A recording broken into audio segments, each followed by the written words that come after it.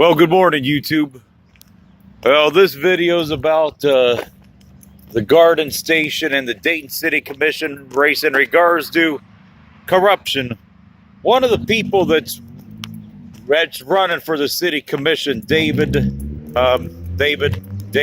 Ezrati, talked about this in an interview with Channel 22, Fox 45, the Garden Station. He addressed many things about corruption here in the city of Dayton, and I do agree with him that it's a travesty that there's only 4 black guys that are only being indicted when there's so many more people, probably both whites and blacks and Hispanics or whatever, that are involved in this corruption, but yet they're the ones that get singled out in this.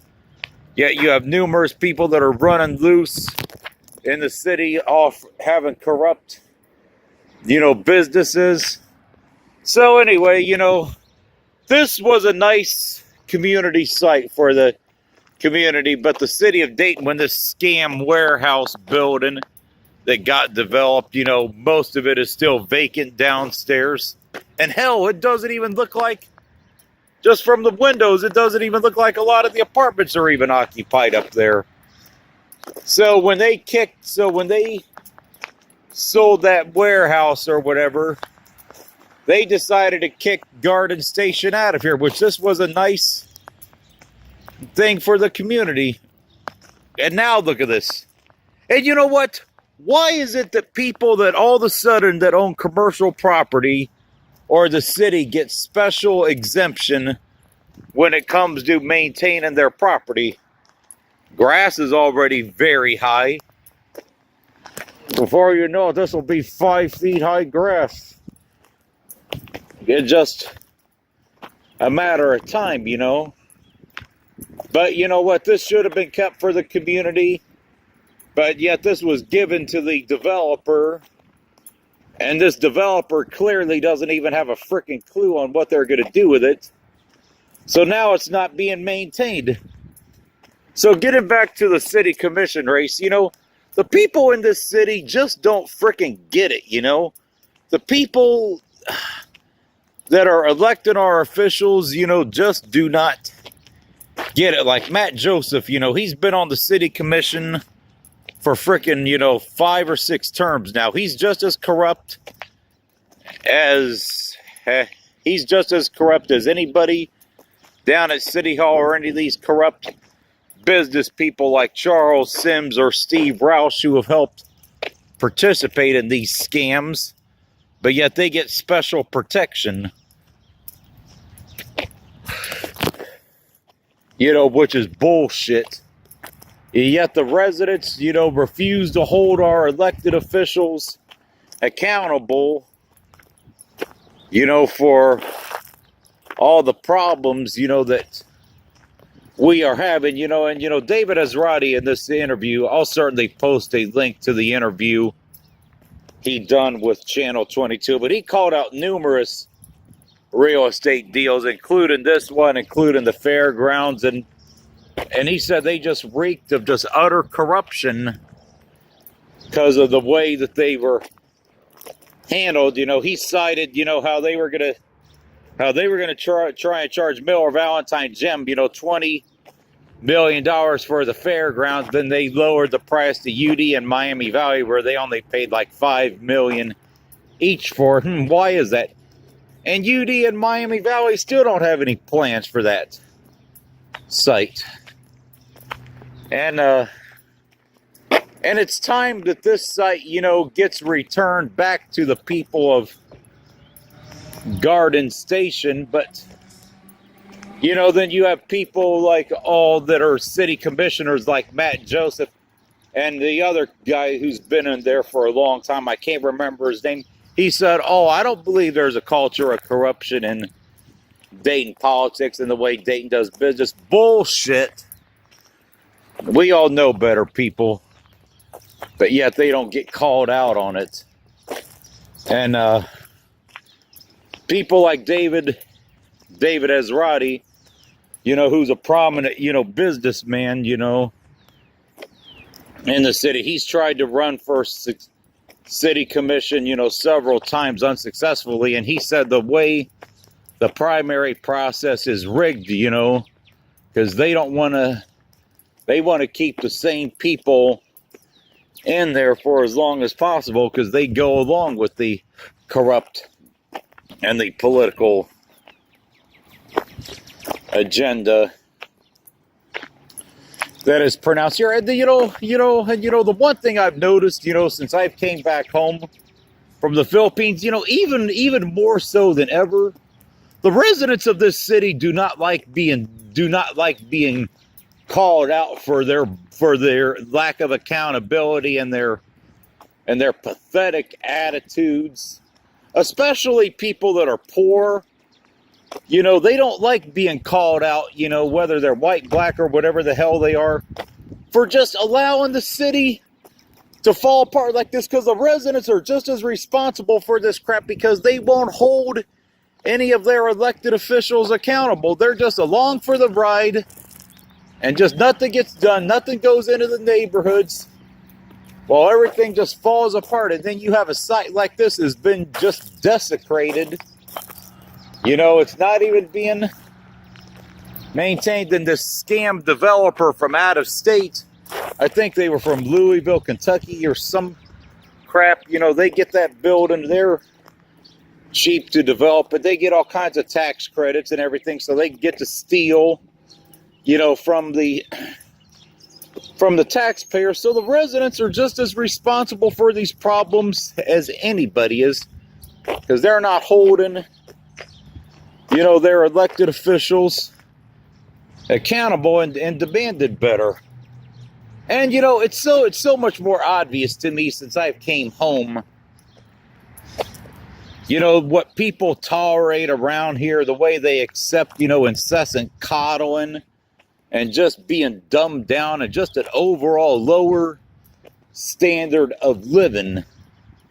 The residents of the city it seems like it's so much more obvious to me, that people have lowered their standards so much more in a city like Dayton than it ever was, 10 or 20 years ago. Just the overall, just pathetic condition of the city, and just the lack of accountability, and the residents, refusing to hold their elected officials accountable for anything.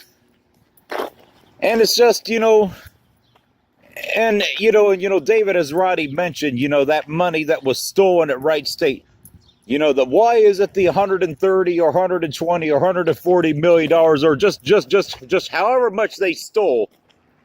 Why was there no kind of federal investigation or any indictments into all that money that disappeared at Wright State by the Attorney General, and the governor? So yeah, it's a tragedy. There's only 4 black guys being indicted when there's so many more people, including the frickin' mayor and other past mayors and other past politicians who have had a hand in this crap, for running the city down and for all the money that's been stolen, all the freebies. He mentioned Steve Roush. Steve Roush, they were going to try and do something to him. There was never any, indictments that came, and his company, messed up that old Dayton Daily News building that's still sitting there, which I did a few videos about that before. And, somebody's eventually going to have to pay to demolish the rest of that building that's damaged. But yet, why wasn't he made to fucking pay for it? His company fucked it up. But it's just overall lack of accountability in this city is just utterly pathetic. People just do not demand better in this city. And it's just, the city is just dying.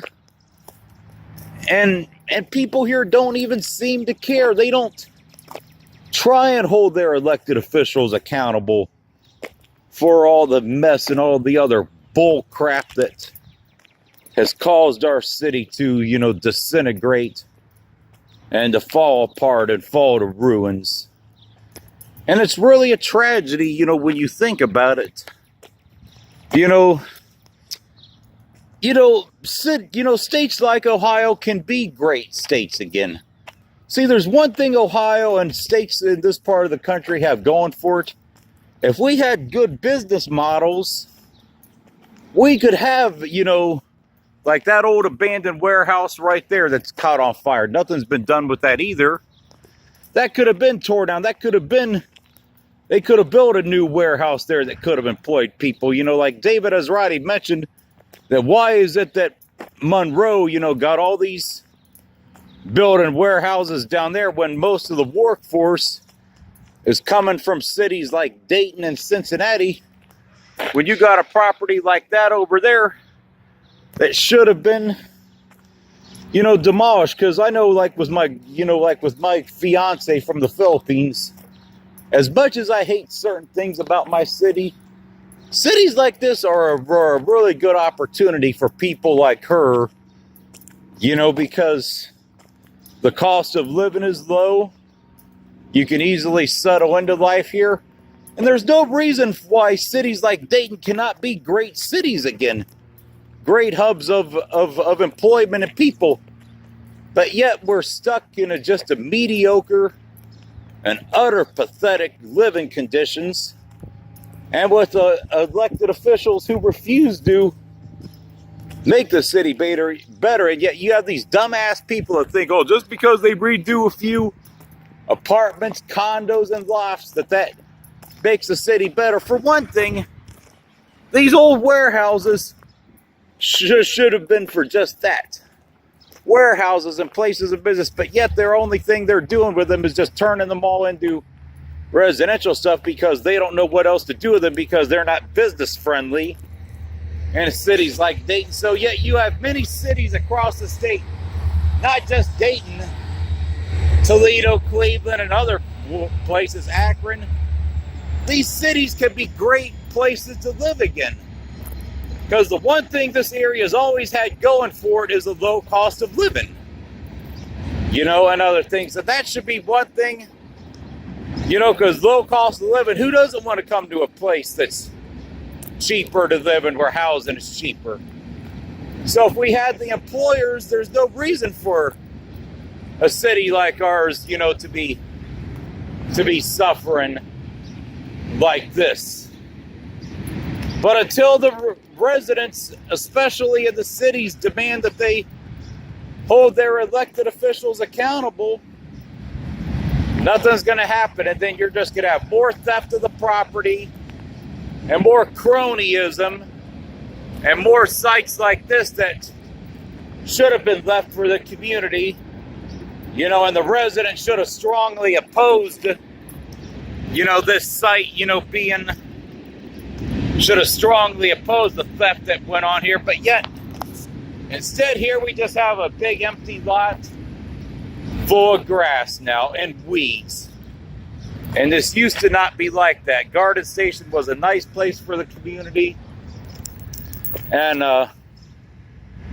until we start, holding our, elected officials accountable, nothing's going to change. And holding the elected officials accountable starts with the residents of cities like Dayton. As long as people walk around on the east and west side of the city, I don't give a fuck if I offend you or not.